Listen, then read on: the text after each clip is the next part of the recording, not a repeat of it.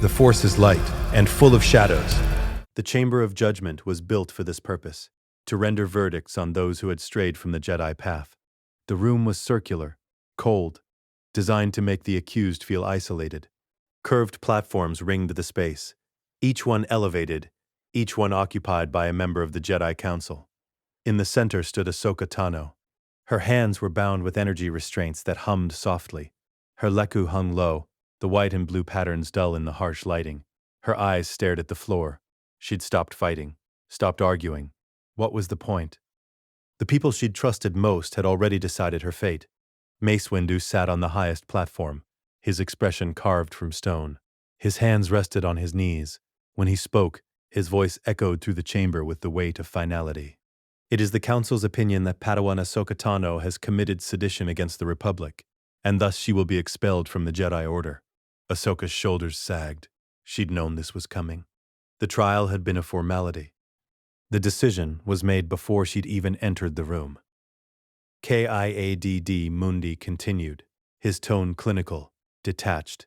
Your Padawan status will be stripped from you, and you shall forfeit all rank and privileges within the Grand Army of the Republic.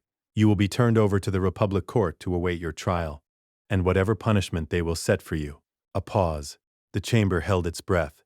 Henceforth, you are barred from the Jedi Order. The words hit like physical blows. Barred. Expelled. Cast out. Ahsoka closed her eyes. To her left, Anakin Skywalker stood rigid, his fists clenched so tight his knuckles had gone white. His jaw worked. His breathing was controlled but shallow. He'd been arguing with the Council for days, screaming at them, pleading with them, demanding they investigate further. They'd ignored him. Now he opened his mouth to protest again, but Yoda's voice cut through before he could speak. Already made, this decision has been. A formality this gathering is. Anakin's mouth snapped shut. His eyes blazed. A Jedi temple guard stepped forward from the shadows. His armor was golden, his face hidden behind an expressionless mask. In his hands he carried ceremonial shears, ancient, ornate, designed for this exact purpose. He approached Ahsoka. She didn't move, didn't flinch, just stood there, numb. The guard reached for her Padawan braid. The silka beads caught the light, blue and white, the colors of her apprenticeship to Anakin Skywalker. She'd worn this braid for years. It had been a symbol of pride, of growth, of belonging. The guard positioned the shears, and cut. The braid fell. It tumbled through the air in slow motion, the beads catching the light, refracting it in tiny bursts of color. Then it hit the stone floor with a soft, delicate sound. Clink. The echo faded, and that's when the galaxy broke. The sound of the braid hitting the floor reverberated, and then everything shattered. Anakin gasped. His vision went white, his knees buckled, and the memories came, not his memories. Red lightsaber in his hand, the blade humming, hungry. Across from him, a woman with white lightsabers, dual blades, reverse grip. Her montrals taller, her face older, scarred. But her eyes. He knew those eyes. Ahsoka.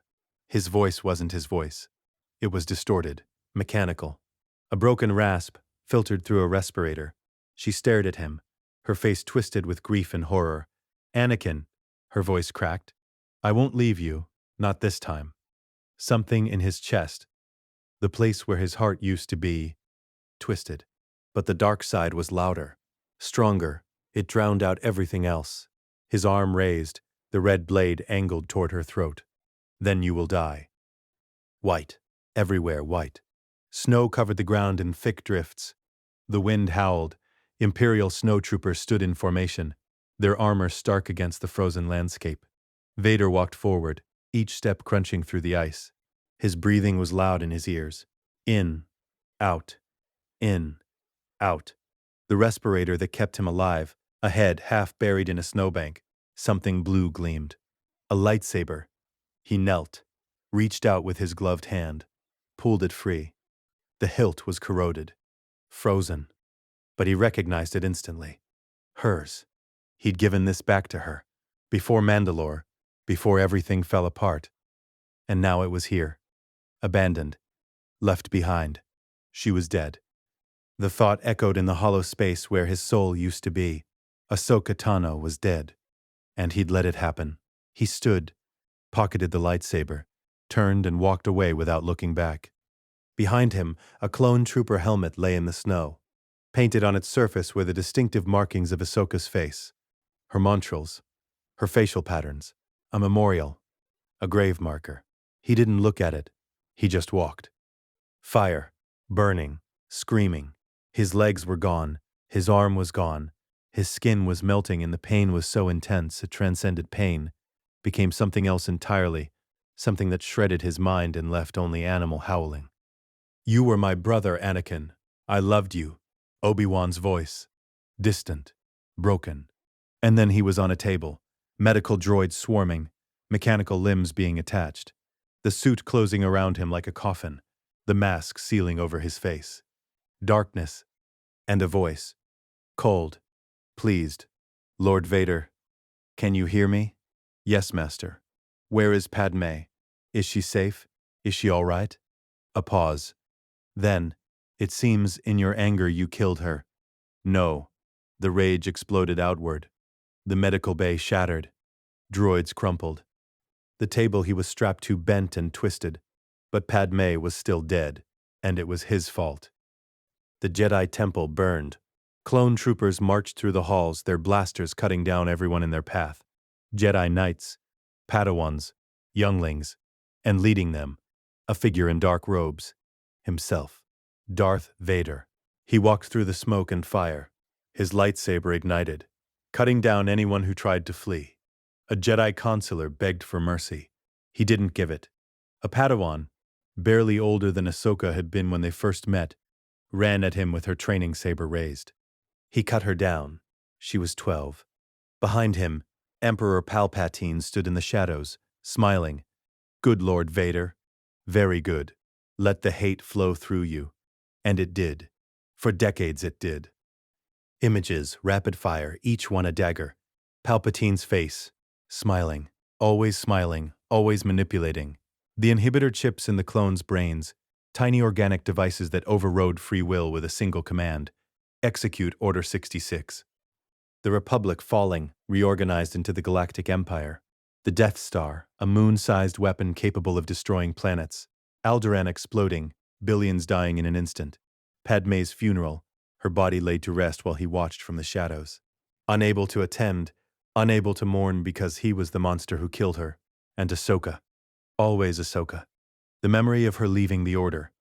Walking down the steps of the Jedi Temple, turning back one last time to look at him. And him doing nothing to stop her. Because he'd failed her, just like he'd fail everyone else. Anakin's knees hit the stone floor. The impact jarred his bones, but he barely felt it. His hands clawed at the ground, nails scraping against stone. A sound ripped from his throat. Raw, broken, something between a scream and a sob. The entire council chamber froze. Ahsoka spun toward him, her eyes wide. "Master? Anakin, what is—" Anakin's head snapped up, for a split second. Just a heartbeat. His eyes were yellow. Sith yellow. Burning. Filled with rage and pain and something dark and terrible and ancient. The force in the room turned. It went cold, heavy, oppressive, like a storm rolling in, like the air before lightning strikes. Every Jedi in the chamber felt it, a pressure against their minds, a wrongness, a darkness so profound it made their skin crawl. Mace Windu's lightsaber was halfway out of its clip before he realized what he was doing. Plo Koon, Anakin. Yoda leaned forward on his cane, his ancient eyes narrowing. "Skywalker, sense in you, I do. Disturbance, great pain, great anger." Anakin blinked. The yellow vanished. His eyes were blue again. Normal, but the intensity remained. He stood slowly. His legs shook, but he forced himself upright, forced himself to stand tall. He looked at each council member in turn. And in his gaze was something that made them all take a step back. Not anger, contempt, pure, undiluted contempt. And a cane, voice low. "Dangerous.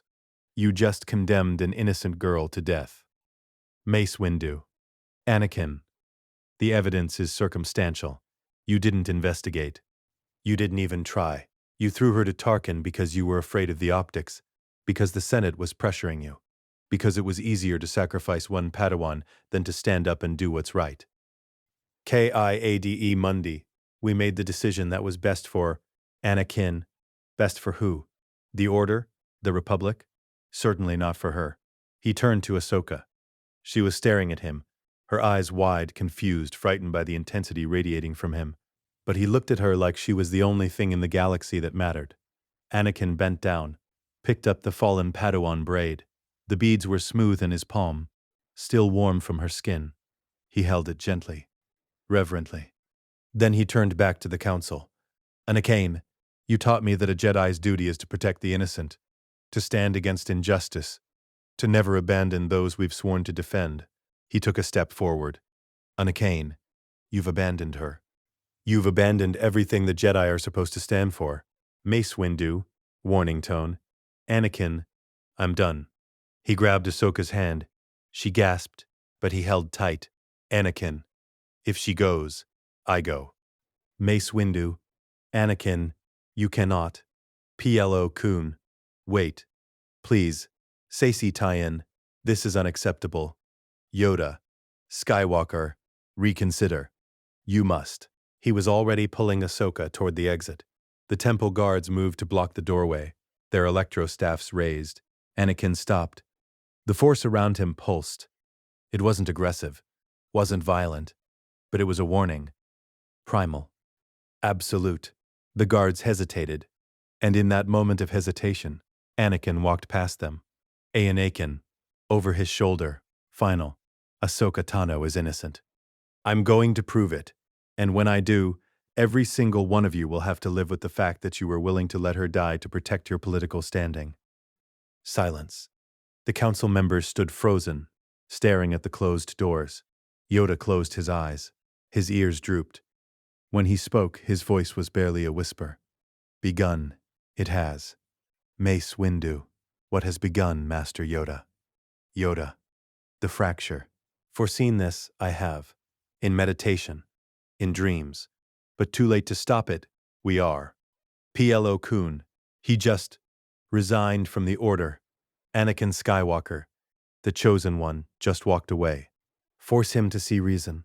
The council has authority. Yoda. No.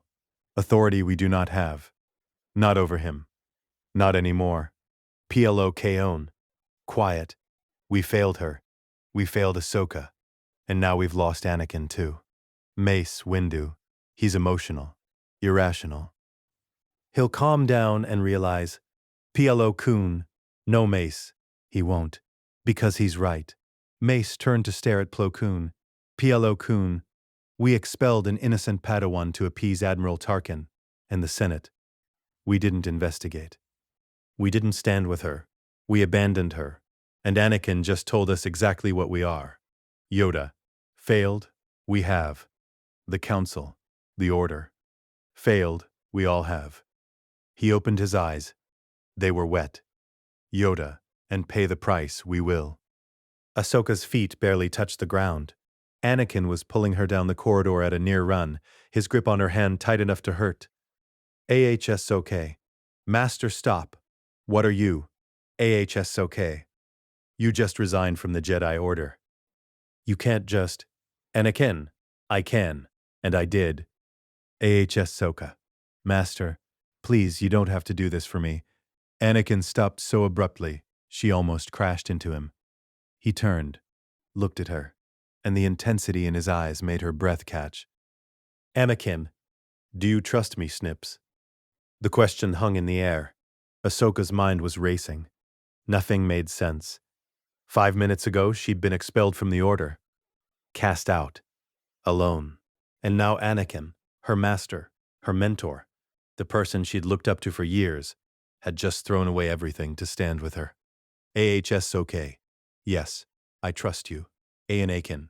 Then trust me when I say, I know who framed you. I know where they are, and I'm going to drag them to that tribunal in chains. Ahsoka. How do you, Anakin, cutting her off, because I've lived through the consequences of not saving you, and I'm not letting it happen again. Ahsoka blinked. What are you talking about? You've never. But Anakin was already moving again, pulling her down another corridor. Ahsoka. Master, where are we going? Anakin. Barriss Offie's quarters. Or tried to. Anakin's grip held firm and she stumbled. Ahsoka. What? Barriss? Master, she's my friend. She's been helping me. Anakin. Doesn't slow down. She's been setting you up. She's the bomber. She killed Letta Termund. She attacked you in the warehouse while wearing Ventress's armor. She stole Ventress's lightsabers. And right now, she's hiding them in her quarters waiting for your trial to end with a death sentence. Ahsoka, horrified. That's impossible. Barriss would never. Anakin stopped, spun, grabbed her shoulders. Anakin, Ahsoka, listen to me very carefully. I know things I shouldn't know. I can't explain how, but I'm going to save you. And to do that, I need to stop pretending the Jedi way works for this. His eyes flashed yellow, just for a moment. Ahsoka saw it this time. Ahsoka. Whisper. Master, your eyes. Anakin, I know. I've touched the dark side. I've been there. Completely. And I clawed my way back because of you. Ahsoka. I don't understand. Anakin, you will. But first, we're ending this. Stay behind me. Don't interfere. And whatever you see me do, he looked at her. Anakin, remember that I'm doing it to save your life. The door was simple, unmarked, just another quarters in the temple's residential wing. Anakin didn't knock. He didn't use the door control. He raised his hand. The force exploded outward. The door didn't open. It ripped off its hinges. The metal screamed as it tore free from the frame. The door flew backward into the room and crashed against the far wall with a sound like a bomb going off. Inside, Barriss Offie jerked upright from her meditation position. She'd been sitting cross-legged on a mat, her hands resting on her knees, her breathing slow and controlled. A clay pot sat in the corner of the room, filled with decorative sand and small stones. Scrolls lined the shelves. A lightsaber rested on the table beside her. Her lightsaber, blue-bladed. Jedi. She looked up as Anakin stepped through the ruined doorway. Barriss, Anakin, where are they? His voice was flat, cold. Barriss, confused. Where are what? The ones you stole after you attacked Ahsoka in the warehouse. Barriss's expression didn't change, but her hand twitched, just slightly, toward her lightsaber. Barriss, I have no idea what you're talking about. Ahsoka contacted me. I tried to help her. Anakin, stop. Lying. He extended his hand. The force detonated through the room. Every object not bolted down flew toward the walls. Scrolls scattered. Meditation cushions tumbled. Decorative artifacts smashed against the stone. And from the clay pot in the corner, 2 curved lightsaber hilts flew into Anakin's waiting hand. He caught them. Held them up. The hilts were elegant. Curved. Designed for a dueling style that emphasized finesse and speed. Ventress's lightsabers. Red-bladed. Unmistakable. Anakin, explain these. Barriss's calm facade cracked. Her eyes widened. Her breathing quickened. Barriss, how did you? Behind Anakin, Ahsoka stood in the doorway. Her face was pale. Her montrals trembled. Anakin, I don't need to investigate. I already know. You bombed the temple because you think the Jedi have lost their way. You framed Ahsoka because you needed a scapegoat. You killed Letta Termund with the Force while Ahsoka was in the cell. You attacked Ahsoka in the warehouse. You've been manipulating this entire situation. Barriss stood slowly. Her hands were steady now, her eyes hard. Barriss, you're right. Ahsoka. From the doorway, a broken sound. Barriss. Barriss didn't look at her. She kept her eyes locked on Anakin. Barriss, I'm sorry. Ahsoka. I truly am. But you have to understand, the Jedi Order has become everything we swore to stand against. We're warmongers. We've lost our way. We serve politicians, not the Force. Someone had to make them see. And Anakin. Cold. By killing innocent people. By framing your friend. By justifying murder as protest. Barriss. The Jedi Council would never have listened otherwise. They're blind. They serve the Senate. They bow to the Chancellor. They've become tools. Anakin. Tools of Darth Sidious. I know. You're not wrong about that. But your solution is worse than the disease. Barriss froze. The color drained from her face. Barriss, what did you just say? Anakin, Darth Sidious, the Sith Lord controlling the Republic. The one the Council is too arrogant to see. The one who will destroy the Jedi Order completely, if people like you keep giving him ammunition. Barriss, stunned. How do you know about Anakin? Because I've lived through what happens next. And I'm not letting it happen again. He dropped Ventress's lightsabers. They clattered to the floor. Drew his own. The blue blade ignited with a snap hiss. Anakin, you're coming with me. You're going to confess. And Ahsoka is going to walk free. Barriss, I won't let you take me. The Council needs to be exposed. The Republic needs to see what the Jedi have become. Anakin, they will. But not like this. Barriss's hand shot out. The Force responded. Ventress's lightsabers flew from the floor into her waiting hands. She ignited them both. Red blades. Curved hilts. Dual wielding. She looked at the weapons.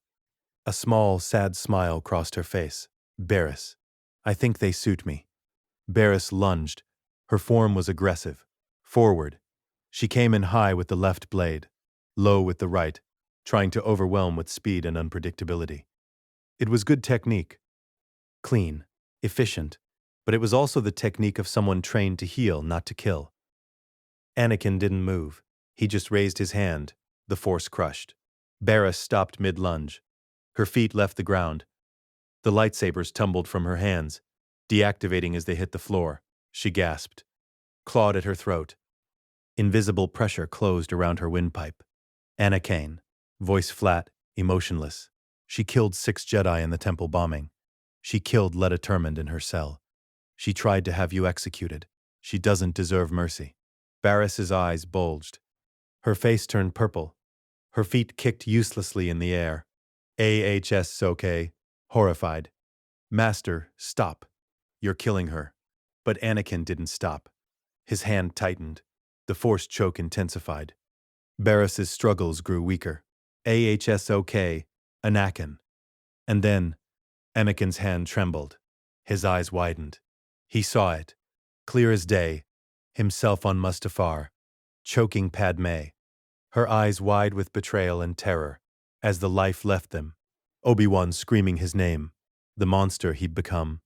Anakin lowered his hand. Barriss dropped. She hit the floor hard, gasping, coughing, her throat bruised. Anakin stared at his own hand. It was shaking. Anakin, to himself, whisper, "No. Not like this. Not like Vader." He looked at Barriss. She was curled on the floor, sobbing, gulping air. And in his eyes was something unexpected. Pity, or maybe recognition. Anakin, you think you're fighting corruption, but all you're doing is proving that darkness can wear the mask of righteousness. He stepped forward, grabbed Barriss by the collar, hauled her upright and slammed her against the wall. Anakin, I'm going to use the Force to look into your mind. You can resist if you want, but if you do, I'll break you, and I promise you, I know how. He placed his hand on her forehead. Anakin, whisper. I learned from the best. Darth Vader taught me everything about torture. Barriss tried to resist. She threw up mental shields, barriers of willpower and Jedi training, the meditation techniques designed to protect against mental intrusion. Anakin ripped through them like they were paper. The Force crashed into her mind. Not gentle, not careful. Overwhelming. He tore through her memories, saw the bombing, Barriss in the sublevels of the temple, planting nanodroids in the fuel lines. Her hands steady, her face calm, convinced she was doing the right thing. The murder. Barriss in the corridor outside Ahsoka's cell, reaching out with the Force. Letta Termund's neck snapping with a sound like breaking wood. The woman's eyes going wide, then empty. The betrayal. Barriss contacting Ahsoka, telling her where to meet Ventress, wearing the bounty hunter's armor, attacking her own friend in that warehouse while Ahsoka begged her to stop. The justification, the twisted logic. The conviction that the Jedi had become corrupted, that the Republic was failing, that someone had to make them see. But beneath all of that, fear, disillusionment, trauma. Anakin saw the brainworms on Geonosis. Saw Barriss infected, her mind overridden, forced to attack her fellow Jedi. Saw her wake up afterward, screaming, not knowing if her thoughts were her own or the parasites. Saw the droid factory, the assembly line of horrors, the endless conveyor belt of war machines being built to kill. Saw her in the medical bay, day after day, healing Jedi who had just returned to the battlefield to be broken again. Saw the futility, the grinding, endless horror of a war that had no end in sight. Saw her meditation, alone trying to find peace, and finding only questions. Why were the Jedi fighting? Why were they leading armies? Why had they become soldiers instead of peacekeepers?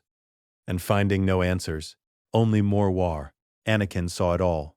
And for just a moment, he understood. But then he pulled back. His hand dropped from Barriss's forehead. She collapsed against the wall, sobbing. Anakin, I see why you did it. And I'm sorry the war broke you. Barriss looked up at him. Tears streamed down her face. Anakin, but Ahsoka didn't break you. The Council didn't break you. You broke yourself when you chose to murder innocents instead of fighting for change the right way. Barriss, broken. What's the right way? The Council won't listen. The Senate won't listen. The galaxy is burning and everyone is blind. Anakin, then you make them see. But not with bombs. Not with murder. Not with betrayal. He hauled her to her feet. Anakin, you make them see by being better than they are. By refusing to become what you hate. Barriss, I tried.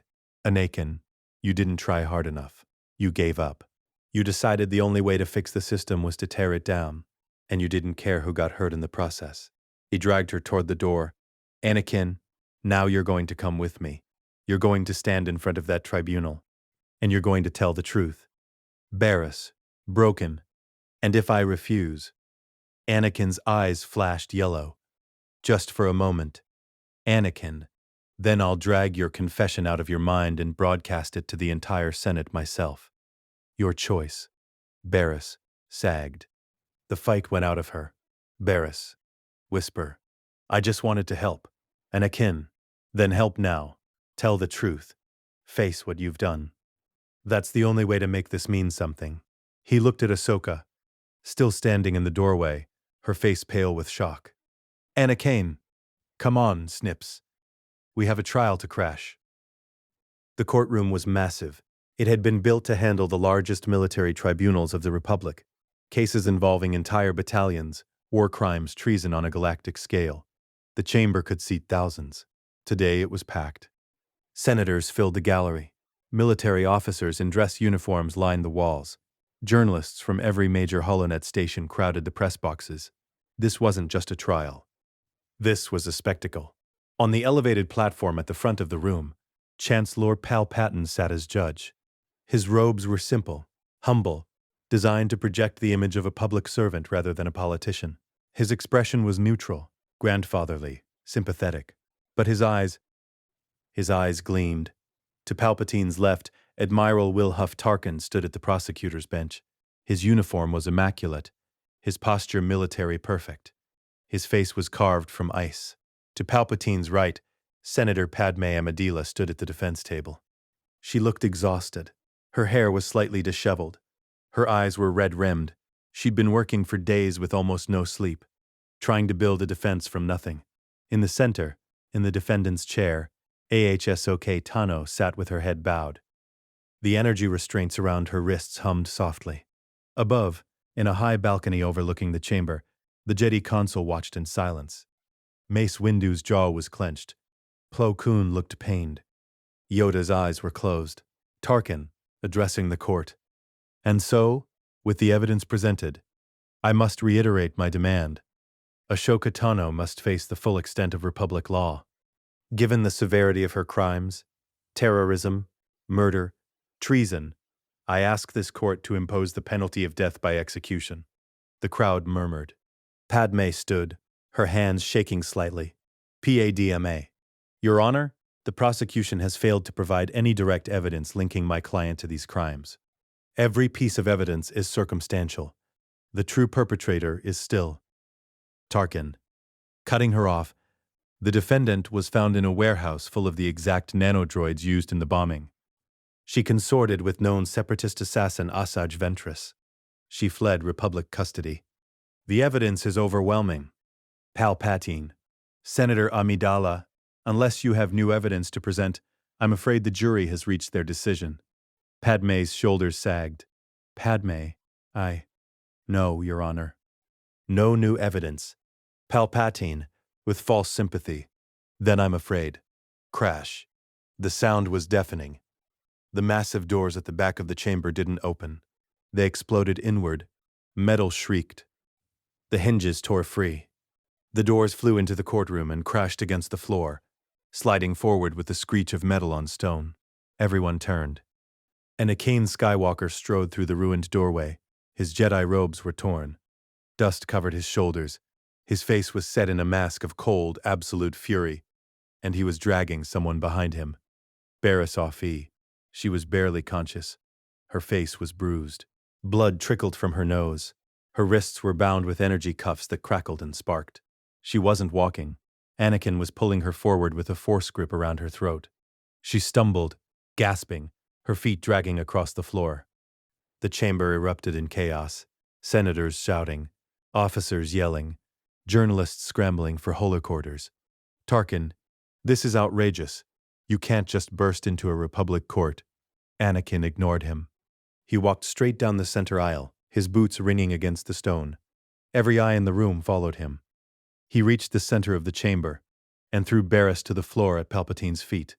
She hit hard, coughing, gasping. Anakin stood over her, his presence radiating fury.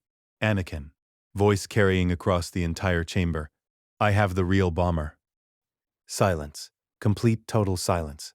You could have heard a pin drop. Tarkin, sputtering. This is you, security. Anakin, I just did your job for you, Admiral. And I have evidence. Real evidence. Not circumstantial. Not fabricated. The truth.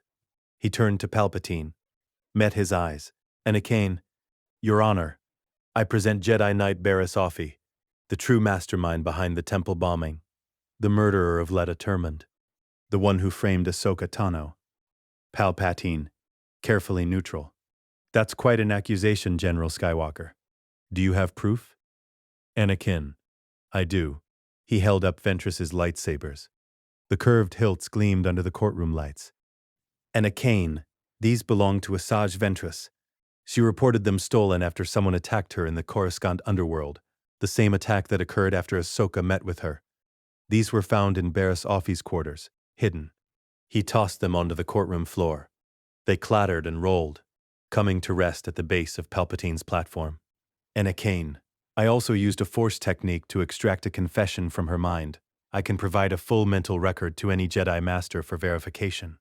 Tarkin, mental testimony is not admissible in a Republic court of... Anakin turns to Barriss. Then let's make it simple. He grabbed her by the hair, forced her to look up at Palpatine.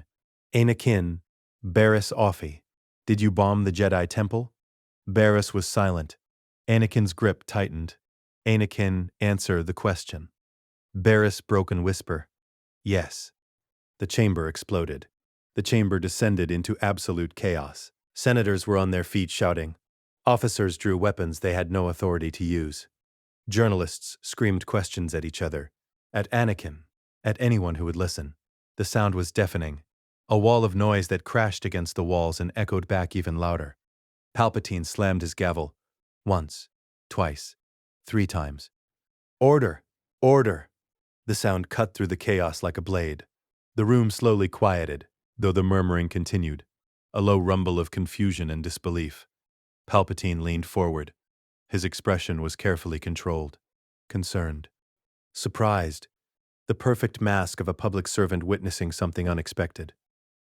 Jedi Offee, you are under oath before this court. I will ask you directly, and you will answer clearly for the record. He paused. Did you orchestrate the bombing of the Jedi Temple? Barriss looked at Ahsoka. Ahsoka sat in the defendant's chair, her montrals trembling, her eyes wide with shock and betrayal. Her best friend, The person who'd trained beside her, fought beside her, meditated beside her for years. The person who'd tried to have her executed. Barris's voice cracked. Yes. Did you murder Letta Termond using the Force while she was in Republic custody? A pause. Then quieter. Yes. Did you frame Padawan Ahsoka Tano for these crimes? Tears streamed down Barris's face now. Yes. I did it all. Ahsoka is innocent. The chamber erupted again, but this time Palpatine let it continue for a moment. Let the chaos build. Let the senators and officers and journalists absorb what they'd just heard. Then he raised his hand. Silence fell. In light of this dramatic new evidence, I hereby order the immediate release of Ahsoka Tano. All charges are dropped. He turned to Barris. Barris Offee, you are under arrest for terrorism, murder, and treason against the Republic. You will be held in Republic custody pending further trial. 2 security droids moved forward to take her. But Barris wasn't done. She stood, shaking, blood still trickling from her nose, but her eyes burned. Sit down, Palpatine began. The Jedi Order has lost its way. Her voice carried across the entire chamber. Raw, desperate, but undeniable. Every head turned. We've become soldiers, not peacekeepers. We serve politicians, not the Force. We've abandoned our principles, and the galaxy is paying the price. Remove her, Tarkin ordered. But Barris kept screaming.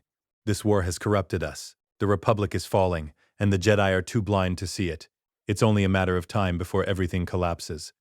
I'm not the villain. The Jedi Council is. The Senate is.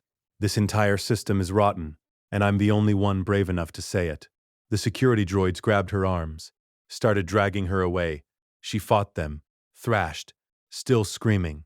You're all complicit. All of you. The Jedi, the Senate, the Chancellor. You've created this war and you're letting it destroy everything we ever stood for. Someone had to make you see. Someone had to. The doors closed behind her. Her voice cut off abruptly.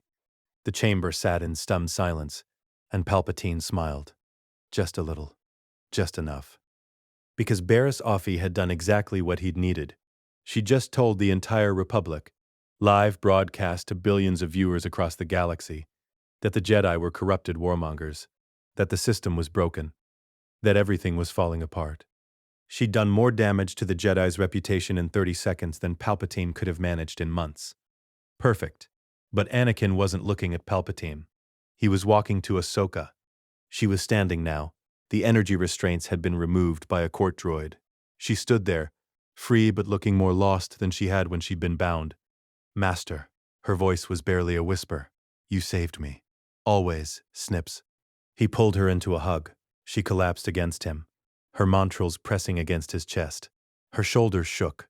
She wasn't crying. Not yet. But she was close. Over her shoulder, Anakin looked up at the high balcony where the Jedi Council sat. Mace Windu was standing. Yoda was staring. Plo Koon's hand was over his mouth. Anakin's expression was clear. I told you she was innocent. And you didn't believe me. He held Ahsoka tighter. And in that moment, something in the Force shifted. Not dramatically. Not obviously. But it shifted. The future Anakin had seen. The future where Ahsoka left. Where he fell. Where everything burned. That future flickered. And began to fade.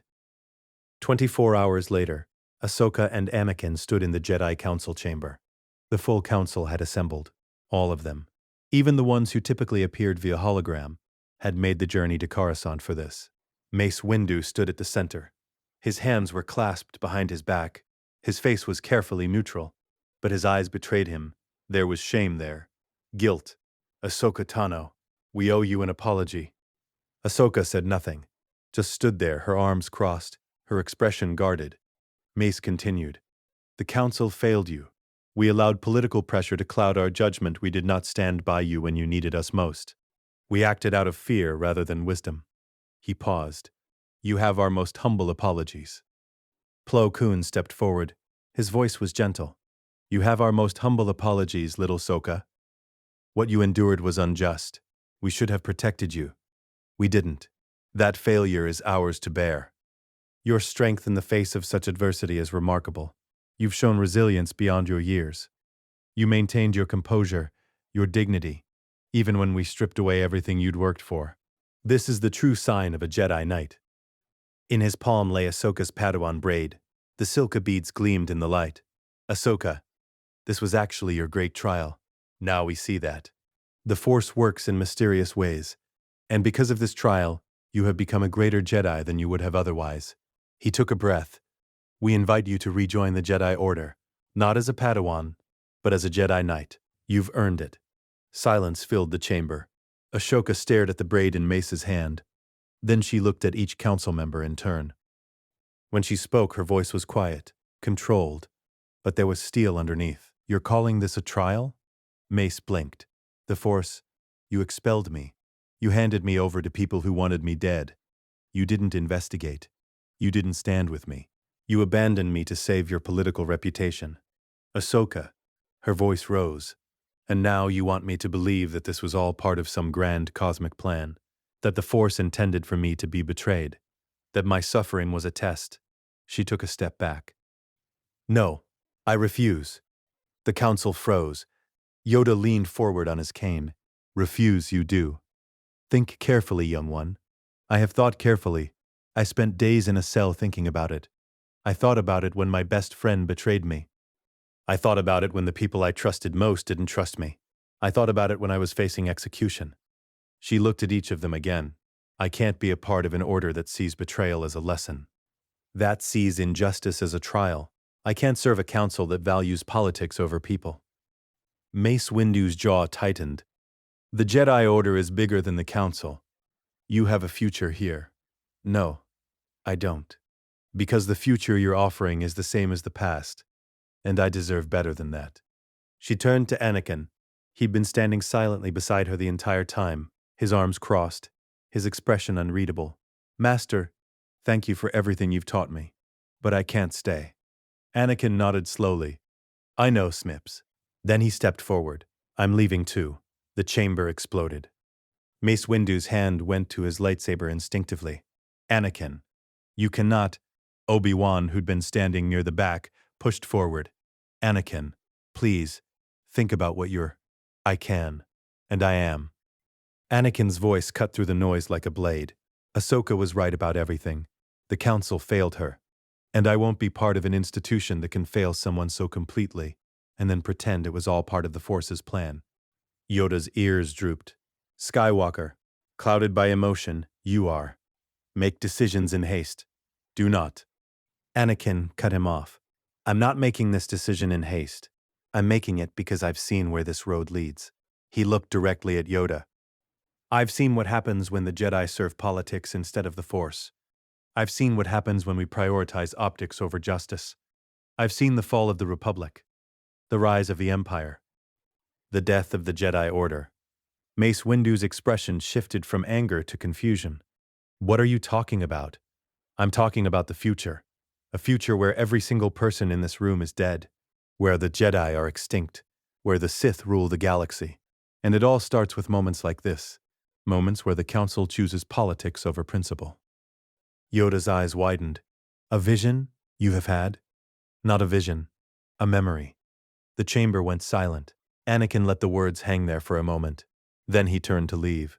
But he stopped at the door, looked back over his shoulder. Chancellor Palpatine is Darth Sidious, the Sith Lord you've been searching for. He's been orchestrating this war from both sides. He's manipulating the Senate, and when the time is right, he's going to destroy you all. That's impossible. We would sense. You didn't sense Barriss turning to the dark side. You didn't sense the conspiracy to frame Ahsoka. You didn't sense any of it, because you've become arrogant. You've stopped listening to the Force and started listening to politicians. He walked to the door. Do with that information what you will. But know this, when Palpatine makes his move, I won't be here to save you. I'll be protecting the people I actually care about. The doors slid shut behind him and Ahsoka. Inside the council chamber, the remaining Jedi sat in stunned silence. Finally, Plo Koon spoke. His voice was quiet, broken. We've lost them both. Yoda closed his eyes. Failed, we have. The Council, the Order, failed, we all have. He accused the Supreme Chancellor of being a Sith Lord. He's clearly unstable. The stress of Ahsoka's trial, his attachment to her, it's clouded his judgment. Or, Obi-Wan said quietly, he's telling the truth. Everyone turned to look at him. Think about it. Anakin has been close to Palpatine for years, closer than any of us. If anyone would be in a position to sense something wrong, it would be him. Adi Mundi shook his head. But we've investigated the Chancellor multiple times. We've found nothing. Because we were looking for obvious signs, Obi-Wan countered. Overt use of the dark side. Sith artifacts. But what if he's been hiding in plain sight?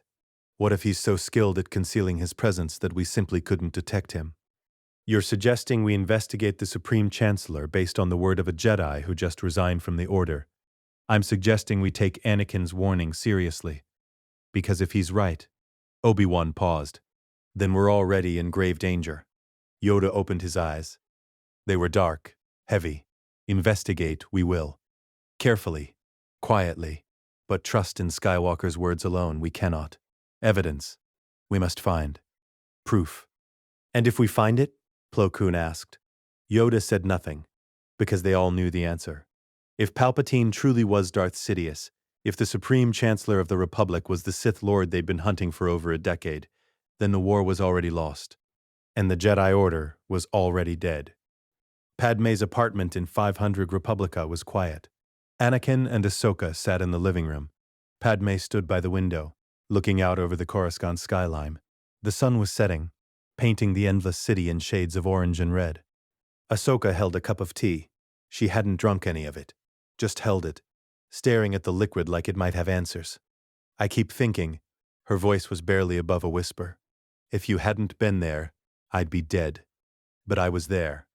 And you're not. How did you know it was Barriss? How did you know where to find the lightsabers? How did you know any of it?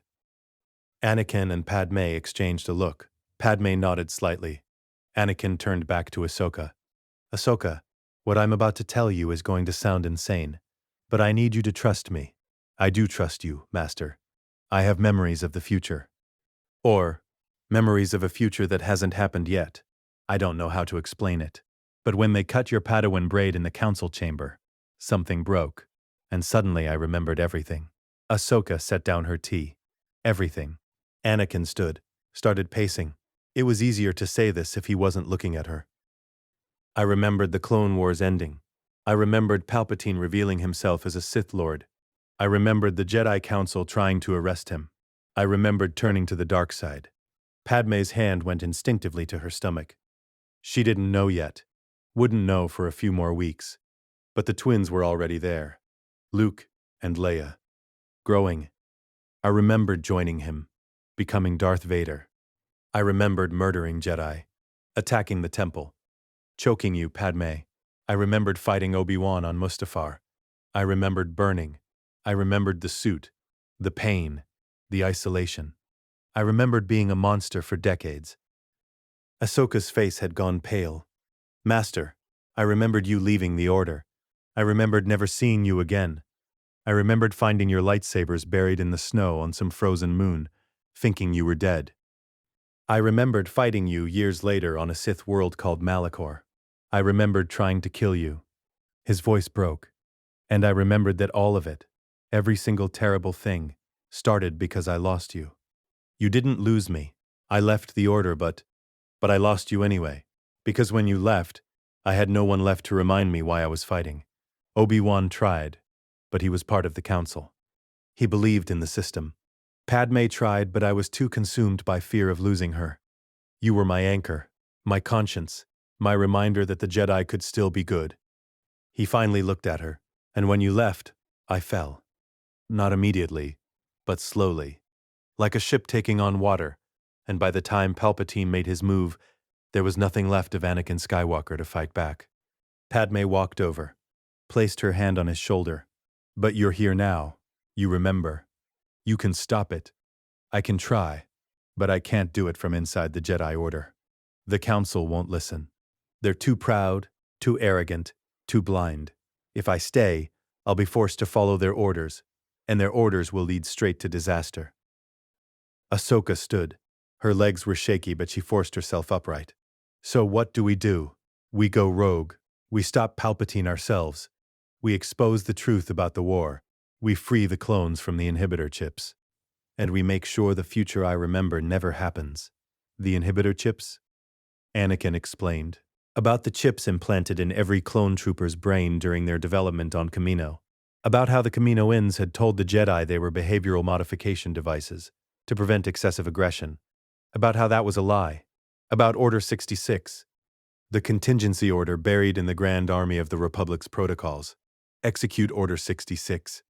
And every clone trooper in the galaxy would receive the command through their chip, would have their free will overridden, would turn on their Jedi generals and execute them without hesitation. Ahsoka looked sick. Rex? Fives? All of them? All of them. Unless we remove the chips first. How do we do that without the Republic noticing? We start small. We start with the people we trust. Rex, the 500 first, and we build from there. Padme was already thinking strategically. The Senate won't fund it. And if word gets out that you're performing unauthorized surgery on clone troopers, Palpatine will shut it down immediately. Then we don't go through official channels. We find a medical facility off the books. We bring in clones we trust. And we do it quietly. Ahsoka's mind was racing. What about after? After we free the clones from the chips? Anakin met her eyes. Then we kill Darth Sidious. 72 hours later, in the lower levels of Coruscant, in an abandoned Republic military depot that hadn't seen use since the war's early days, Captain Rex stood in full armor. Around him, Fives, Echo, Jesse, Kix, Hardcase, Dogma, and Toop. 7 clone troopers, the best of the 501st. Men Anakin had fought beside for years. They were waiting. He said to meet him here, alone. No backup, no recording devices. Rex's voice was calm, but there was an edge of tension underneath. Fives shifted his weight. You sure this isn't a trap, Captain? If General Skywalker wanted us dead, we'd already be dead. Footsteps echoed in the darkness. Anakin stepped into the light. He wasn't wearing Jedi robes. Instead, he wore civilian clothes. Dark pants, a dark jacket, a utility belt. He looked like a smuggler, not a general. Rex straightened. General? Sir. We came as ordered. What's this about? It's about saving your lives. All of you. The clones exchanged glances. I need you to trust me. What I'm about to tell you sounds impossible, but it's true. And if we don't act now, you're all going to die. Rex's hand didn't move toward his blaster, but his posture shifted slightly. We're soldiers, sir. Death is part of the job. Not like this. Not by betrayal. Not by having your free will stripped away and being turned into murderers. Anakin took a breath. There's a chip in your brain. All of you. Every clone trooper in the Grand Army. It's called an inhibitor chip. The Kaminoans told you it's to prevent aggressive behavior. That's a lie. What are you talking about? It's a control device, a failsafe. When the Sith Lord controlling the Republic gives the order, Order 66, that chip will activate. It will override your free will. And it will force you to execute every Jedi in the galaxy. Silence. Then Hardcase laughed. It was a sharp, disbelieving sound. That's insane. Jesse shook his head. There's no way. Rex held up his hand. The laughter stopped. Fives investigated something like this once. A trooper named Toop. His chip malfunctioned and he killed a Jedi. Master Tiplar. We thought it was an isolated incident. Anakin nodded. It wasn't. Toop's chip activated early. The rest of yours are just waiting for the signal. Fives' voice was hard. Angry. You're saying we're weapons? Programmed killers? I'm saying you're slaves, and I'm offering you freedom. How? We remove the chips. It's a simple surgery. Kix can do it. I'll provide the medical equipment. The procedure takes less than an hour. Dogma spoke for the first time. His voice was quiet, but there was an edge to it. And if we refuse? Anakin looked him dead in the eyes. Then when Order 66 is given, you'll murder Ahsoka. You'll murder Obi-Wan. You'll murder every Jedi you've ever served with, and you won't even know you're doing it until it's too late. The words hung in the air. Rex removed his helmet. His face was scarred from 100 battles. His eyes were tired. Why are you telling us this? Why now? Because I've seen it happen again. And I'm not letting it happen again. Kix stepped forward. He was the 501st's medic, the one who'd patched them up after every battle, who'd saved their lives more times than they could count. If this is real, if there really are chips in our brains, removing them could kill us. I won't lie to you, it's a risk, but it's a smaller risk than leaving them in. Fives straightened. I'll go first. Echo grabbed his arm. Fives, someone has to. Might as well be me. He looked at Kix. If I die, tell Echo he still owes me 50 credits from that sabacc game on Rishi. Kix's mouth twitched. Almost a smile. You're not going to die. Probably. Five sat in the medical chair Anakin had set up. Kix positioned the scanner. Made an incision behind Fives' ear. The cut was small, precise. The scanner beeped. Kix went very still. What? Rex asked. What is it? Kix didn't answer. He adjusted the scanner. Looked closer. And there it was, small, organic, pulsing with its own faint bioelectric signature. The chip. Force save us. Kix whispered. It's real. Fives looked up at him. Can you remove it? Yeah. Yeah, I can. Hold still. The surgery took 43 minutes. Kix used microsurgical tools Anakin had acquired from somewhere. The clones didn't ask where. He worked slowly, carefully, his hands absolutely steady despite the sweat beading on his forehead. Finally, he extracted it. The chip sat in a sterile tray, barely larger than a grain of rice. But under the scanner's magnification, they could see it clearly. Organic tissue interwoven with microscopic circuitry. Biological and mechanical merged seamlessly. Kix held it up for the others to see. This was in his head. In all of our heads. Fives gasped. Blinked. His eyes refocused. Fives. Rex knelt beside the chair. Fives, what do you feel? Fives' mouth opened. Closed. Opened again. I feel. What? What do you feel? Free. One by one the chips were removed. Echo. Jesse. Hardcase. Dogma. Toop. Kix operated on himself last, with Echo guiding him through it, step by step. And finally, Rex. When it was over, Rex sat in the chair holding his chip between two fingers, staring at it like it was a venomous insect. This was in my head, controlling me. Not anymore, Anakin said.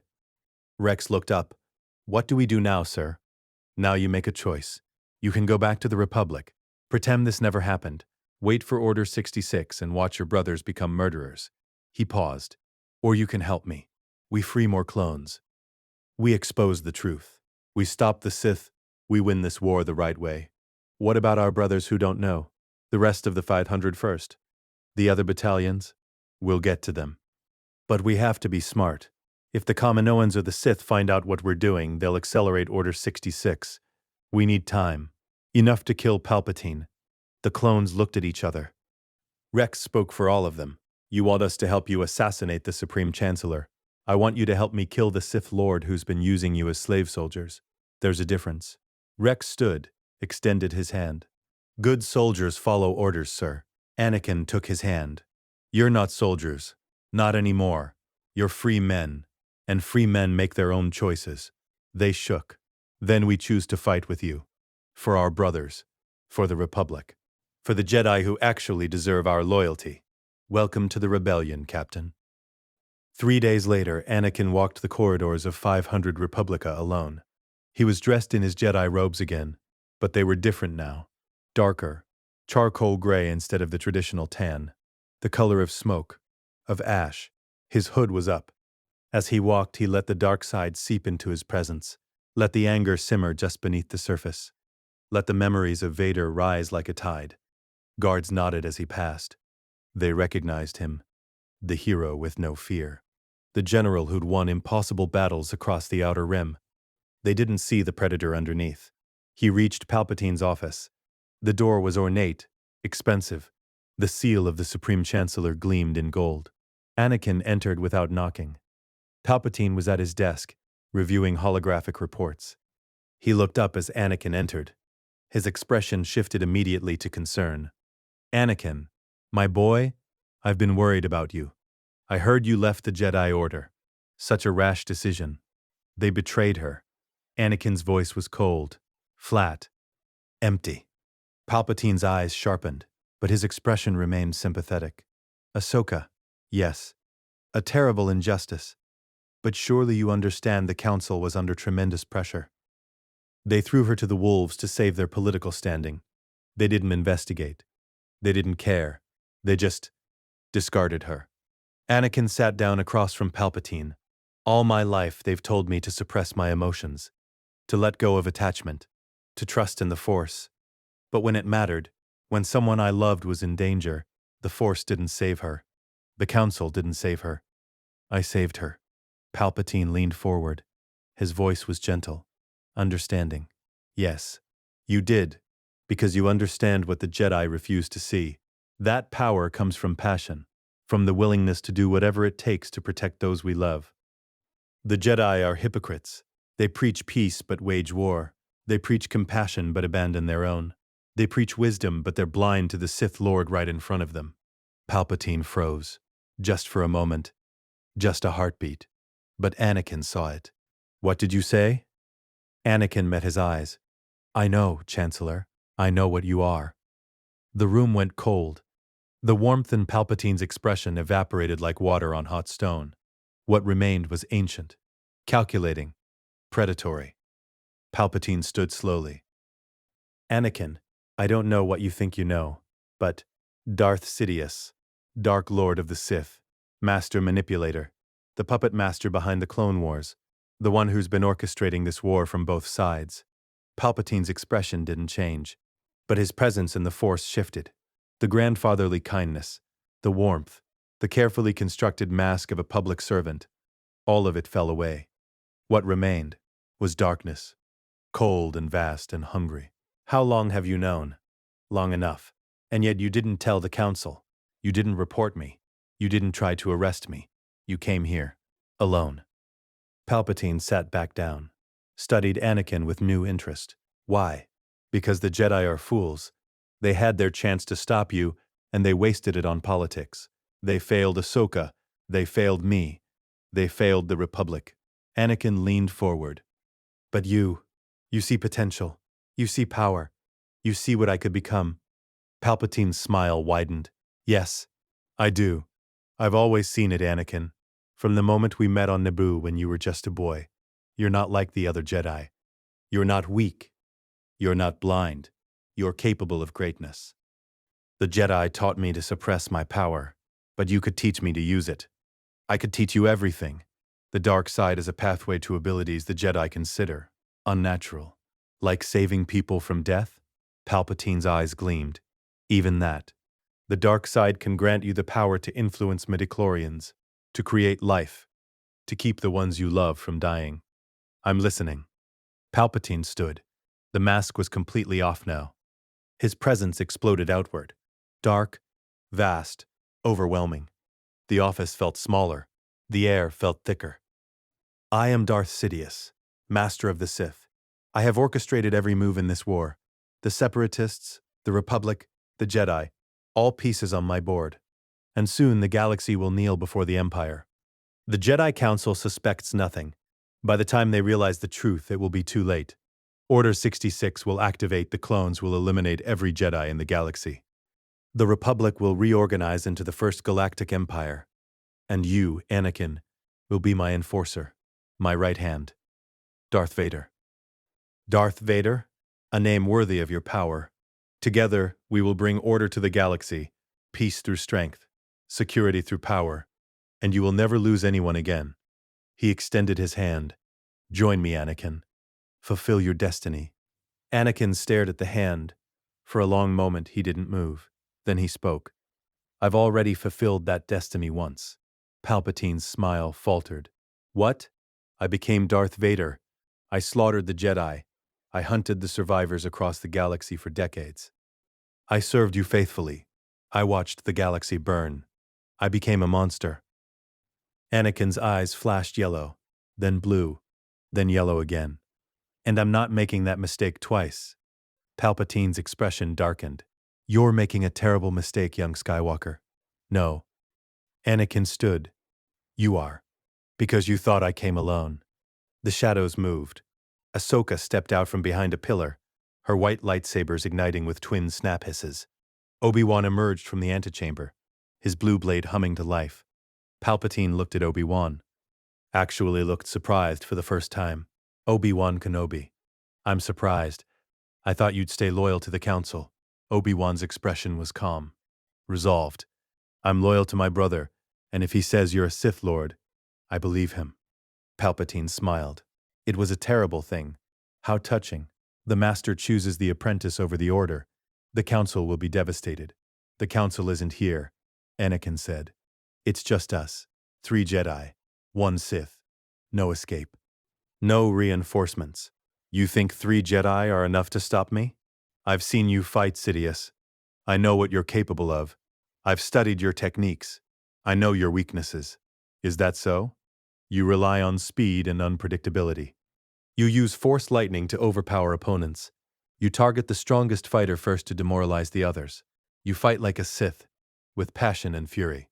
And we're ready for you. 3 lightsabers ignited fully. Blue, white, blue. Palpatine's smile widened into something inhuman. His hand moved. A red lightsaber flew from concealment into his palm. The blade ignited. Then let us begin. Palpatine moved first. He was a blur of motion, faster than any human had a right to be, faster than physics should allow. His red lightsaber ignited mid-leap, and he was already spinning, slashing, a crimson whirlwind of Sith fury aimed directly at Obi-Wan's throat. But Anakin knew this move. He'd seen it before, in his memories of the future that hadn't happened yet. Palpatine had used this exact attack when he'd killed Agen Kolar and Saesee Tiin, 2 Jedi Masters dead before they could even raise their blades in defense. Anakin's lightsaber intercepted the strike. The blades met with a crack of energy that shook the office windows. Obi-Wan parried the follow-up strike, his Soresu form already active, blade angled perfectly to redirect the momentum. Ahsoka rolled under the exchange, coming up on Palpatine's left flank, her white blades seeking his exposed side. Palpatine laughed. It was a sound of pure delight, like a child discovering a new toy. Impressive. You've coordinated well. But coordination won't save you. He disengaged from Anakin and Obi-Wan in a single fluid motion, spinning away from Ahsoka's strike. His free hand shot out. Force lightning erupted from his fingertips, but not aimed at Anakin, at Ahsoka, because Palpatine knew, had always known, that Anakin's greatest weakness was his attachments. The lightning lanced across the office, blue-white and crackling with dark side energy, aimed directly at Ahsoka's chest. Anakin threw himself between them. His lightsaber came up instinctively, angled at precisely the right degree. The lightning hit the blade and split, one fork grounding harmlessly into the floor, the other arcing back toward Palpatine. The Sith Lord's eyes widened fractionally. Tutamanes, you learned to absorb Force energy? I learned from the best. Anakin's voice was cold. Vader was a master of it. He redirected the lightning back at Palpatine. The Emperor dodged, but it forced him back 3 steps. His boots scraped against the floor. And in that moment of imbalance, Obi-Wan lunged. His blade came in low, seeking Palpatine's knee. A disabling strike, not a killing blow, because Obi-Wan was still a Jedi at heart. Palpatine's lightsaber swept down to parry. Ahsoka struck from the opposite side, her dual blades coming in at unpredictable angles, the Jarkai style making it impossible to predict which blade would strike where. The 3 of them moved as one. Obi-Wan took the defensive position. Soresu formed 3, the ultimate defensive style, protecting their flanks and creating an impenetrable shield. Ashoka was the wild card, Jarkai dual-wielding, unpredictable angles and reverse grips, forcing Palpatine to divide his attention between multiple threats. Anakin was the hammer, Gemso Form V, aggressive and relentless, driving forward with overwhelming power. They'd fought together for years. They knew each other's rhythms. They moved like a single organism with 3 minds. Palpatine was fast, but they were faster. The office became a war zone. Lightsaber strikes carved molten gouges in the walls. Furniture exploded into splinters. The massive desk that had belonged to a dozen Supreme Chancellors shattered under a telekinetic blast. Palpatine's blade was everywhere at once, parrying Obi-Wan's thrust, redirecting Ahsoka's slash, meeting Anakin's power strike head-on. His footwork was immaculate, his form perfect. his technique honed over decades of secret practice. But he was alone. And they were three. "You're good," Palpatine hissed between strikes. "Better than I expected. But you're still fighting like Jedi, restrained, holding back, afraid of what you might become if you fully embrace your power." "We're not afraid," Anakin shot back. "We're focused. Focused on losing." Palpatine spun, his blade tracing a perfect circle. All three Jedi were forced to disengage or risk losing limbs. In that moment of separation, Palpatine raised both hands. "Fools. You think you can defeat me. I am the Senate. I am the Sith. I am power incarnate." Force lightning exploded from his hands. Not a single bolt. Not a focused stream. A storm. Dozens of arcs filled the office, striking everything. A web of electrical death that turned the air itself into a killing field. Anakin and Obi-Wan raised their sabers to block. The lightning hit their blades and grounded, but the sheer volume was overwhelming. Their arms shook. Their muscles screamed. Ahsoka was caught in the open. The lightning wrapped around her, seeking every conductive point. She screamed, a sound of pure agony as electricity coursed through her nervous system. "No!" Anakin's roar shook the room. The dark side rose in him like a tidal wave. Rage, fury, the need to destroy the thing hurting her. He'd lost her once. In the future, he remembered, he'd found her lightsabers in the snow and thought she was dead. He would not lose her again. The yellow returned to his eyes. "Master Skywalker," Obi-Wan's voice cut through the rage. "Don't. Remember what you told us. Remember Vader." Anakin's hand trembled. He saw it clearly. On Mustafar, choking Padme, letting the dark side consume him, becoming the monster. And he saw the consequences. The suit, the respirator, decades of isolation and pain, all because he'd let rage control him. "No," Anakin whispered. "Not like this. Not like Vader." He closed his eyes, reached deep into the Force. Not the light side, not the dark side, both. He remembered Vader's power, the crushing strength of the dark side, the ruthless efficiency, the ability to dominate through sheer will. But he also remembered Anakin's compassion, the need to protect, to save, to sacrifice for others. And he merged them. The Force responded. It flowed through him like nothing he'd ever felt before. Not the gentle warmth of the light side, not the seductive fire of the dark side. Something new, something balanced. Anakin's eyes opened. They were no longer blue, they were gray, a perfect fusion of light and dark, like storm clouds backlit by the sun. He raised his hand. The Force lightning stopped, not because Palpatine stopped channeling it, because Anakin was absorbing it. Every bolt, every arc, every tendril of Sith energy flowed into him, through his hand, up his arm, into his core, and instead of burning him, instead of corrupting him, he transformed it. The dark side energy inverted, purified, became pure Force energy, neither light nor dark, but something transcendent. Palpatine's eyes widened in genuine shock. What are you?" Anakin's voice was calm, centered, absolute. "I'm the chosen one. And I'm bringing balance." He released the energy. It slammed into Palpatine like a physical wall. The Sith Lord screamed, a sound of rage and pain and disbelief, as the pure Force energy threw him backward. He crashed through what remained of his desk, tumbled across the floor and slammed into the far wall hard enough to crack the stone. Obi-Wan and Ahsoka recovered. Ahsoka was shaking, smoke rising from her robes where the lightning had struck. But she was alive. She forced herself upright, her white sabers still ignited. "Ahsoka," Anakin said. "Obi-Wan." Together. They moved as one. Palpatine was already rising. His robes were scorched. Blood trickled from his mouth, but his eyes burned with Sith fury. "You dare." His voice was no longer grandfatherly, no longer sympathetic. It was ancient and venomous. "You dare strike me, I who orchestrated the fall of the Republic. I who turned the Chosen One into my weapon. I who brought the Sith back from extinction." "You failed," Anakin said simply. Palpatine raised both hands for another lightning storm. But Anakin was ready. He absorbed it again, transformed it again, released it again. This time Palpatine managed to deflect some of it with his lightsaber, but the sheer power drove him to his knees. And in that moment of vulnerability, Obi-Wan struck from the left, his blade seeking Palpatine's saber arm. Ashoka struck from the right, her dual blades coming in high and low simultaneously. Anakin struck from the center, his blade, now glowing with a strange gray-blue light, aimed directly at Palpatine's heart. Palpatine couldn't block all three. His lightsaber caught Obi-Wan's strike. His left hand unleashed a force push that deflected Ahsoka's blades, but he had nothing left for Anakin. Anakin's blade pierced through Palpatine's robes, through his chest, directly through his heart. The Emperor gasped. Obi-Wan's blade came in from the left, piercing through Palpatine's side. Ahsoka's white blade struck from the right, both finding their marks.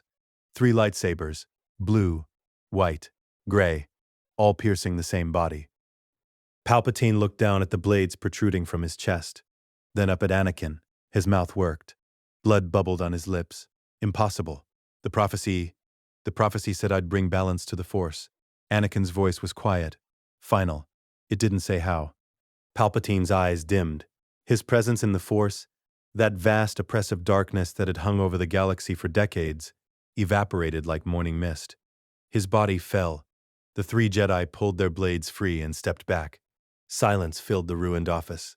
Anakin collapsed. The gray faded from his eyes, leaving only blue. His legs gave out and he hit the floor hard, gasping. The power he'd channeled, the perfect balance of light and dark, had taken everything he had. Ashoka and Obi-Wan rushed to his side. Anakin, Obi-Wan knelt, checking his pulse. Anakin, stay with us. I'm okay. Anakin's voice was weak. Just tired. That took more than I expected. Ahsoka was crying, not from the lightning burns, though those hurt. From relief. You did it. We did it. He's dead. It's over. Anakin's eyes closed briefly, then opened again. He forced himself to focus. It's finally over. Obi-Wan helped him to his feet. Anakin swayed but stayed upright. Together, the 3 of them looked down at Palpatine's corpse. The man who'd orchestrated a galactic war, who'd manipulated the Republic and the Separatists, who'd nearly destroyed the Jedi Order. Dead. What now? Ahsoka asked quietly. Now, Obi-Wan said, we tell the galaxy the truth. 24 hours later, the Galactic Senate assembled in emergency session. The main rotunda had been damaged by Palpatine and Yoda's duel days earlier, so they met in the auxiliary chamber. Every available senator attended. The gallery was packed with observers, military officers, journalists, citizens who'd managed to secure entry passes. Bail Organa stood at the central podium. His face was grave. Senators of the Republic, we are here to address a shocking revelation that strikes at the very heart of our government. He paused, letting the weight of his words settle. Supreme Chancellor Palpatine was, in fact, the Sith Lord Darth Sidious. The chamber erupted, senators shouting, officers arguing. The noise was deafening. Bail raised his hand for silence. It took several minutes, but eventually the chamber quieted enough for him to continue. The evidence is irrefutable. We have testimony from 3 Jedi witnesses, General Anakin Skywalker, Master Obi-Wan Kenobi, and Commander Ahsoka Tano. We have recovered Sith artifacts from Palpatine's private quarters. We have communication records linking him directly to Separatist leadership. The man we trusted to lead us through this war was, in fact, orchestrating both sides of the conflict. Senator Orn Free-Ta stood, his jowls quivering with indignation. This is outrageous. How can we trust the word of Jedi who murdered our Chancellor?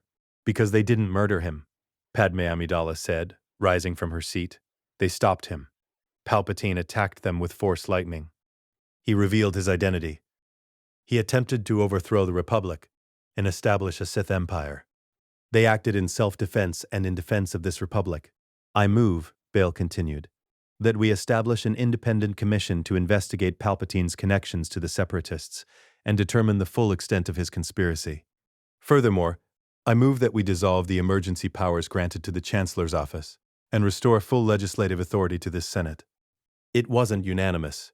Too many senators had profited under Palpatine's regime, had accepted bribes or favors, had built their careers on his patronage. But the majority voted yes. The emergency powers were dissolved. The investigation was authorized. The Republic, battered and scarred, took its first stumbling steps toward recovery. In the Jedi Temple, the council chamber had been cleaned but not repaired. Scorch marks still marred the walls. Empty seats remained empty. The surviving council members sat in a smaller circle now. Mace Windu, Yoda, Plo Koon, Ki-Adi-Mundi, Obi-Wan Kenobi, who'd been offered a seat and had reluctantly accepted. Anakin and Ahsoka stood before them. Mace Windu spoke first. His voice was carefully controlled, but the shame underneath was audible. You killed the Supreme Chancellor without consulting the Council. Anakin met his eyes steadily.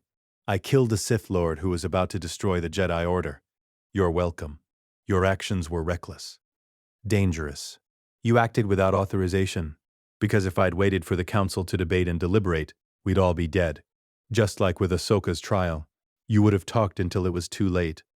Yoda tapped his cane on the floor. Harsh words you speak, but wrong you are not. The chamber went silent. Yoda looked at each council member in turn, then at Ahsoka. Failed, the council has. Blind to the Sith, we were. Arrogant, complacent, trusted politicians over the Force. Wronged you we did, young Tano.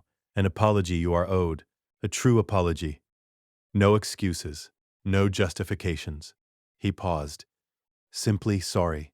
Ahsoka's eyes were wet, but her voice was steady. Thank you, Master Yoda. I appreciate that. Rejoin the Order, will you? No. Mace Windu looked like he'd been struck.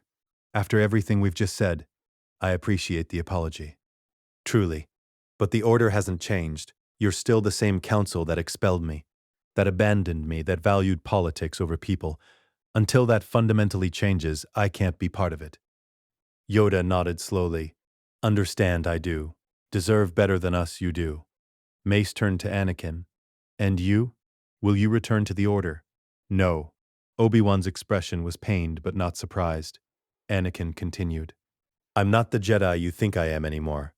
I used the dark side to defeat Palpatine. I merged light and dark into something new. I broke every rule in the code. And I'd do it again because it was the only way to win. Then you're no longer a Jedi, Mace said flatly. Good. Anakin's voice was calm. Because the Jedi need to change. Fundamentally. And I don't think you're capable of making those changes from the inside. He turned to leave, then paused. The war is over. The Sith are defeated.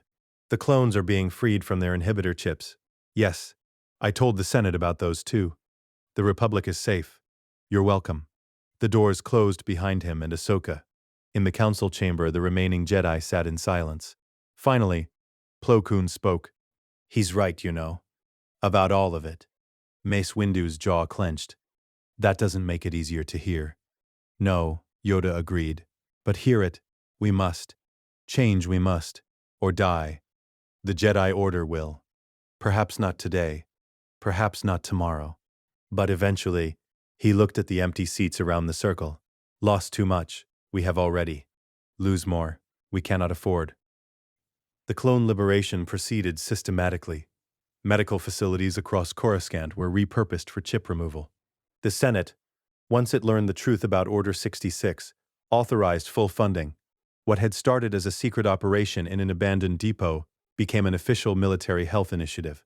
Rex oversaw the logistics. Fives and Echo trained new surgical teams. Kix wrote the protocols. Within the first week, 10,000 clones had their chips removed. Within the first month, 100,000. The clones who'd been freed spread the word to their brothers. Some battalions came willingly. Others had to be convinced. A few resisted. The programming ran deep. The Camino and conditioning even deeper. But slowly, inexorably, the Grand Army of the Republic was freed. Not from service. Most of the clones chose to remain soldiers. It was what they'd been created for, what they knew, what gave them purpose.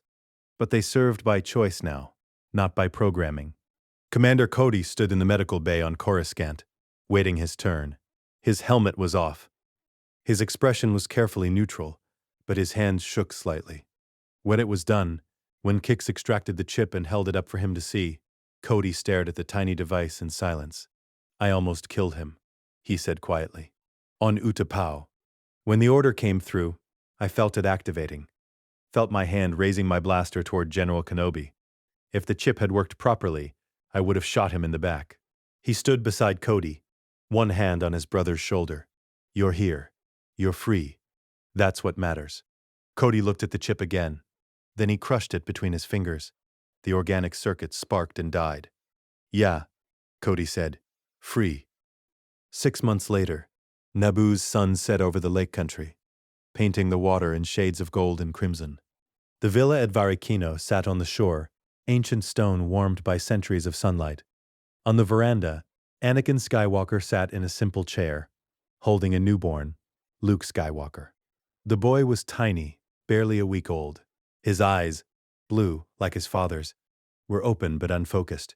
His tiny hand gripped Anakin's finger with surprising strength. Inside the villa, Padme rested with Leia. The birth had been difficult but safe. Both twins were healthy, both thriving. How's fatherhood treating you? Anakin looked up to see Ahsoka standing in the doorway. She wore simple civilian clothes, no longer Jedi robes, but not quite the outfit of a smuggler either. Something in between. Terrifying, Anakin admitted. Wonderful. Overwhelming. All at once. Ahsoka sat beside him, looked down at Luke. They're beautiful, Sky Guy. Thank you, Snips. They sat in comfortable silence for a moment, watching the sun sink toward the horizon.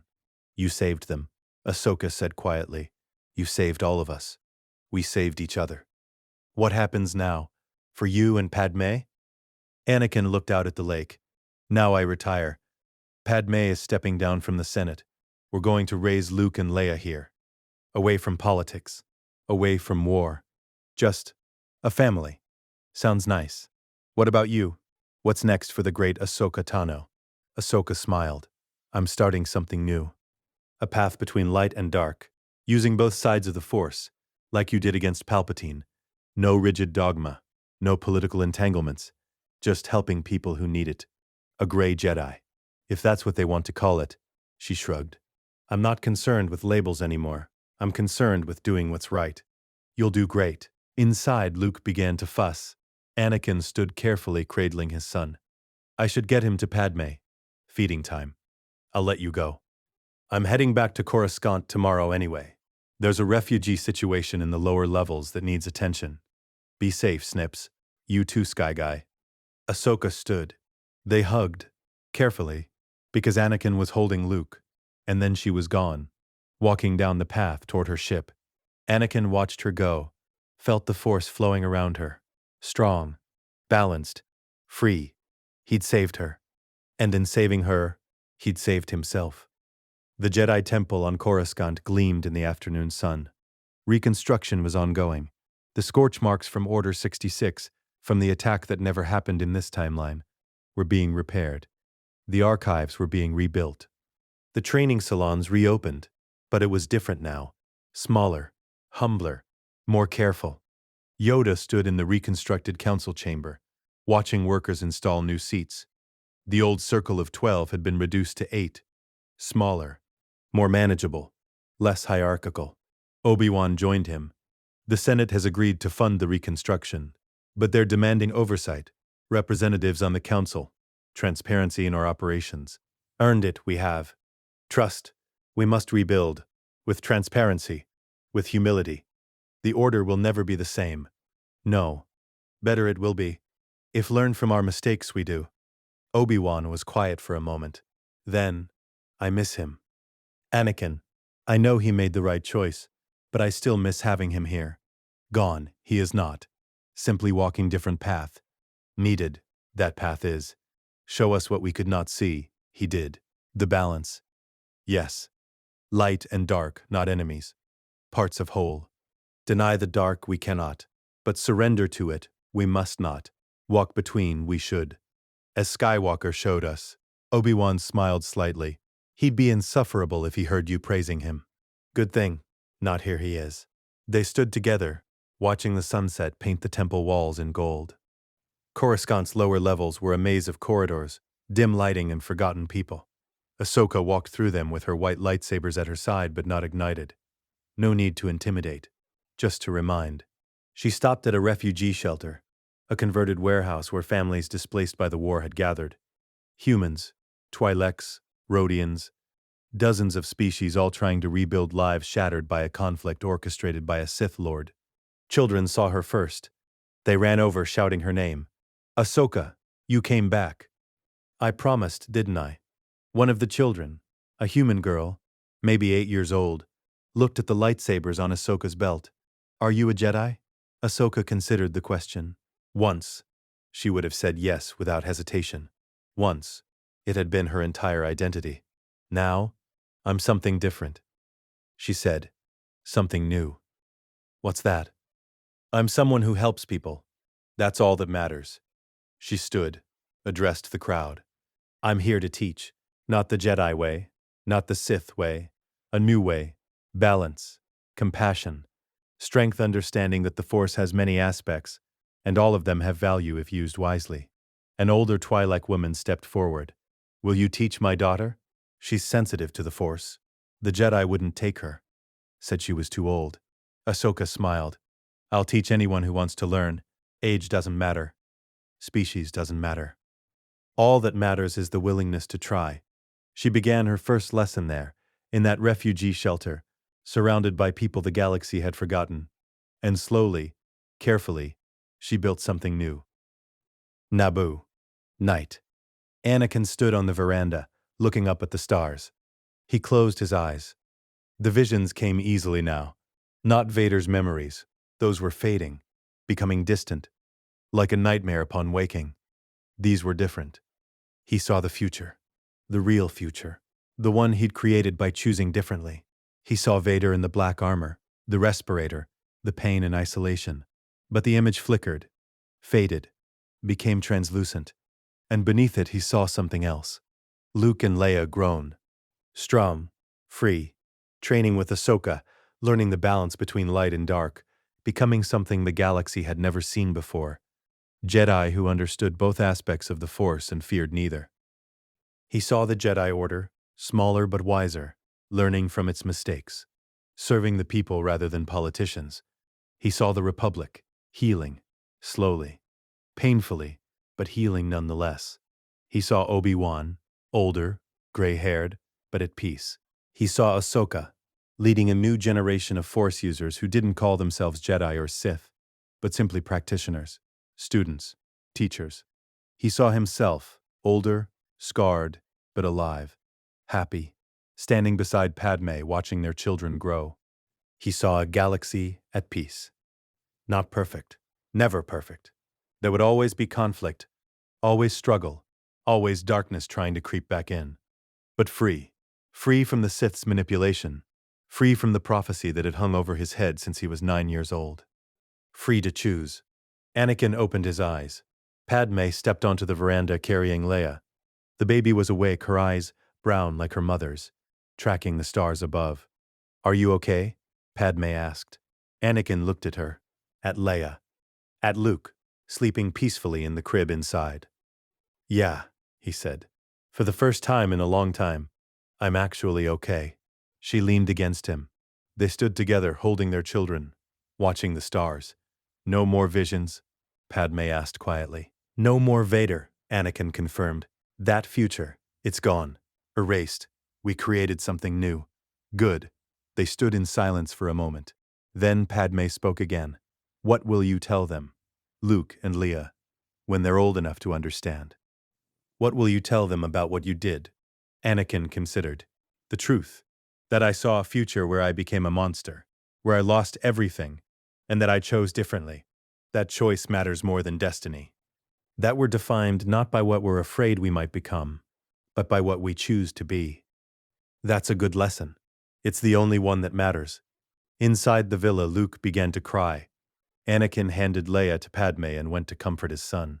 As he picked up the boy, as Luke's cries quieted to soft whimpers, Anakin felt something in the Force. A presence, distant but familiar. Ashoka, in Coruscant's lower levels, teaching children who'd been abandoned by the system. Obi-Wan, in the temple, meditating with Yoda about the future of the Order. Rex and the freed clones, building new lives free from programming and control. The Jedi who'd survived Order 66 in the original timeline, now alive, now thriving. The Republic, wounded but recovering. And through it all, the Force itself. Balanced. Not perfectly. True balance was impossible. A constantly shifting equilibrium that required constant vigilance. But balanced nonetheless. The Chosen One had fulfilled his destiny, not by destroying the Sith while remaining purely light, not by bringing peace through domination, but by understanding that light and dark were not enemies. They were parts of the same whole, and true balance meant accepting both, understanding both, using both wisely. Anakin had fallen into darkness, and he'd climbed back out. He'd touched the dark side and the light side, and emerged with something new. Something the galaxy had never seen. He wasn't a perfect Jedi. He wasn't a fallen Sith. He was something in between, something balanced, something human. Anakin Skywalker looked down at his son, at Luke's tiny face, peaceful now, trusting. "I promise," he whispered. "I promise I'll be better. I'll be the father you deserve. I'll teach you to choose, to think, to balance, to be more than I was." Luke's eyes opened, blue like his father's, and in those eyes Anakin saw the future, not predetermined, not fixed by prophecy or fate, but open, full of possibility, free. He smiled. For the first time in years, maybe in his entire life, Anakin Skywalker felt truly, genuinely at peace. The war was over, the Sith were defeated, the Republic was healing, and he had a family, a future, a choice. And that, in the end, was all that mattered. The Force flowed around him, through him, balanced, light and dark in perfect harmony, the way it was always meant to be, the way it would remain, as long as someone was willing to choose balance over extremes, understanding over dogma, love over fear. And Anakin Skywalker, the Chosen One, the hero with no fear, the man who'd seen his own monstrous future and chosen differently, would spend the rest of his life teaching that lesson. To his children, to the galaxy, to anyone who would listen. Because that was the true balance. Not the absence of darkness, but the choice, every single day, to walk the line between light and dark with wisdom and compassion. And that choice, more than any prophecy, more than any power,